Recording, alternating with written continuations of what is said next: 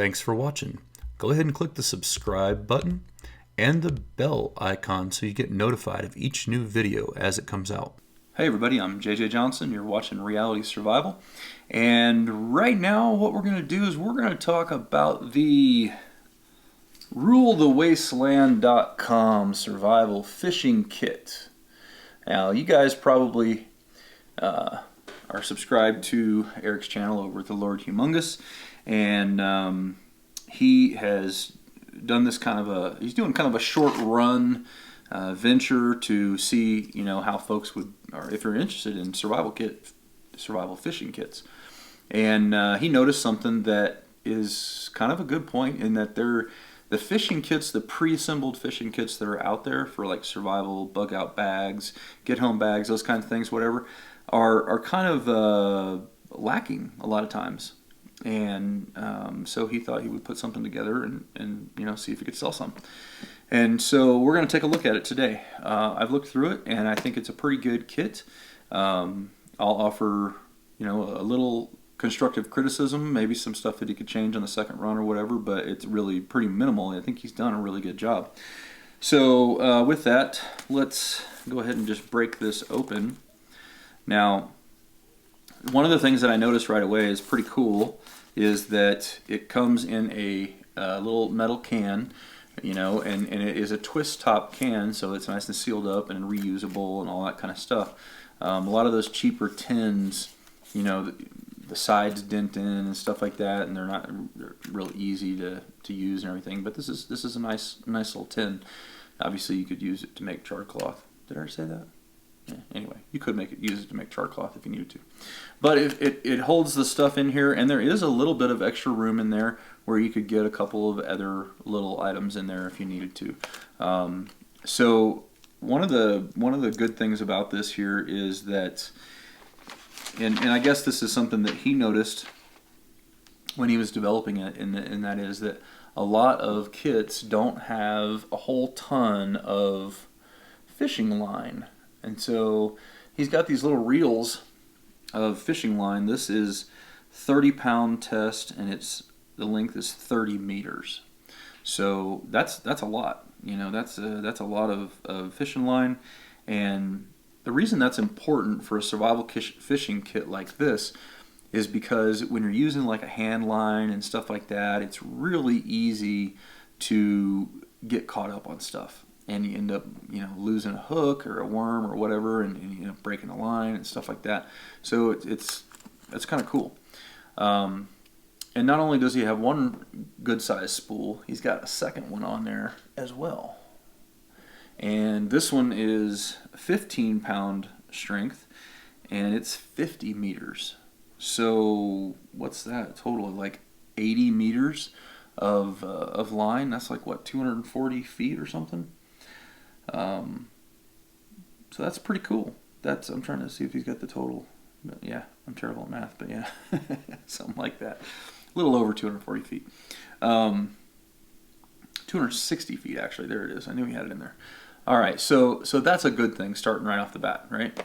Let's see. The next thing is he's got a few of these little bobbers, and yeah, just look like your basic little bobbers.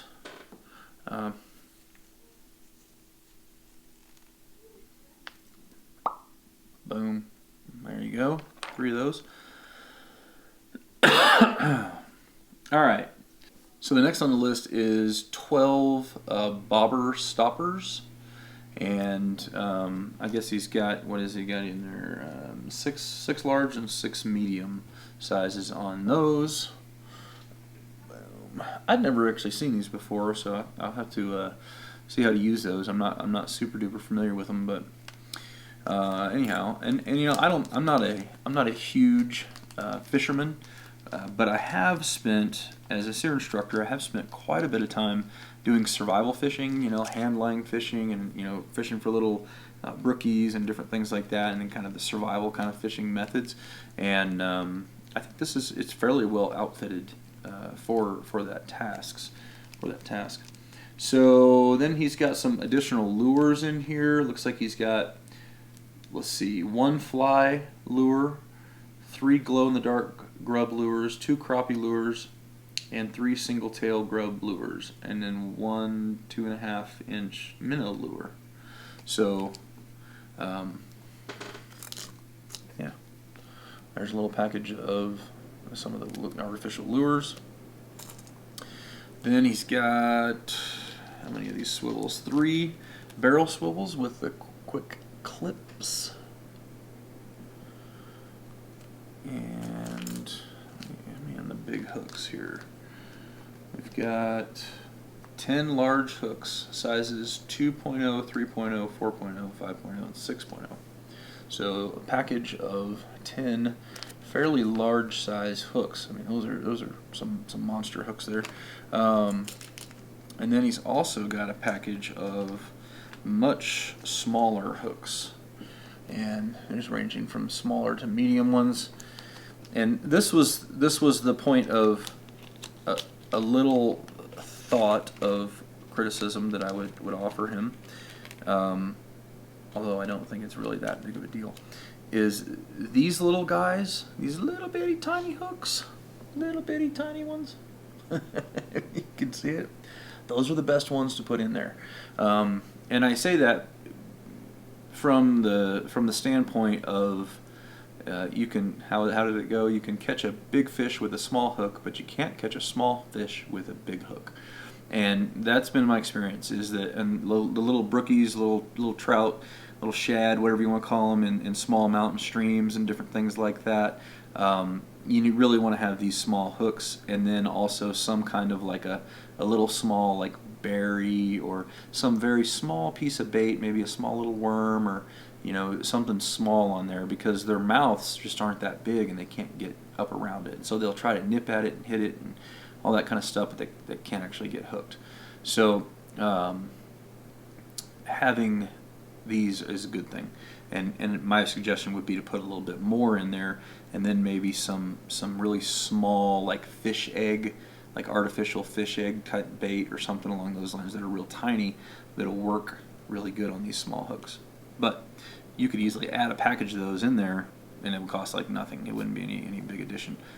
But I still think it's good that he's got some in here. I would probably, if it were me, I would probably lose the bigger hooks, or maybe less of them, and then go with even more of the smaller ones. But he does have quite a few small ones in here, actually. Let me take a look. I haven't actually counted. So he's got like 10 or 12 of them in there. So actually that's probably fine. He's probably good to go on that. Okay, so the next item. These are good also. 3 differing sized treble hooks. So, maybe doing a little catfishing or something, or you can even use those treble hooks for like setting little bird traps and stuff like that. So that's kind of cool. And he's got some differing sized leads on here, and I guess that would be for like the bigger fish. You probably wouldn't need those on the smaller fish, but they'll work on the bigger stuff. And I guess the bigger stuff is probably good. I didn't really think about this because I've never really lived on the coast or at a big lake, but those might be good for those kind of situations. Okay, so then what else we got here? Just try to make them not forget anything. Then he's got a package of lead sinkers, and a lot. They're the little pinch. What do they call those? Yeah, I'm terrible with the names. Split shot. Thank you. The split shot sinkers, and yeah, what he's got 3 1/8 ounce egg sinkers, 1 16-ounce round jig head, and 6 number 5 removable split shot sinkers. So yeah, that's pretty cool. And then he's got a couple of razor blades in here as well. Cutting line, cleaning the fish, whatever the case may be. And he's also got a nice little multi-tool that fits down in there too. So that's pretty cool. It's not a super high, quality multi-tool. I think he acknowledges that, but it's definitely good enough for just pulling hooks out of the fish's mouth and stuff like that. And I think that's all it's really intended for. It has some other tools on here and stuff, but they're, he's got a file and a little flat-headed screwdriver, a little number 1 little bitty Phillips, and then a very dull little knife blade on there. But I think the point of it is to use to get hooks out, and stuff like that. So yeah, so that's pretty much it. That's his kit. And I think it's a pretty good kit. I think it's not bad. Like I said, the only real point of potential criticism was maybe some of the smaller hooks, but I think he's actually got quite a few in there, so that's not really a problem. And maybe a little bit of a really small, like artificial fish egg bait or something along those lines for those little brookies or whatever. But overall, pretty awesome. So you can check these out at rulethewastelandstore.com. And while I've got you here, he also threw in some. He sells some T-shirts and stuff like that. He's got one pretty cool T-shirt that has this on it, and I think that's pretty cool. Kind of going off of the Coexist, bumper sticker that you see everywhere. I like it. And then of course he's got the Rule the Wasteland logo, and my understanding is that comes from. The Lord Humongous, I guess, Mad Max from that movie. And then he also sent in a couple of things that I've never seen before. I keep up on the survival stuff pretty good, but I hadn't actually seen these, so I thought it was pretty cool, and I'll share it with you real quick. And I guess he sells these on his site also. So this, it looks like an antenna, is what it looks like, but it is hollow, and it's a bellow for blowing on a campfire. Now, I will say that if you're building the fire correctly, you don't need to blow on it. So, but if you're not really great at building fires, I could see how this would be super useful. And he's got 2 sizes. He's got the smaller, like a bug-out bag kind of size, because it's very small. It doesn't weigh hardly anything. And then he's got this bigger Mongo size for like, a little bigger. It's about the same length, but it's a lot bigger in diameter. And you blow in the big end, and then it comes out the small end with more force. So yeah, if you're interested in something like that, that's kind of cool. If you're the guy that is always down there blowing on the fire, getting smoke in your eyes and everything like that, you don't have to do that anymore. You just go bam and blow into it. So I think that's kind of cool. But you can also watch my videos on how to build a fire better, hotter, and faster.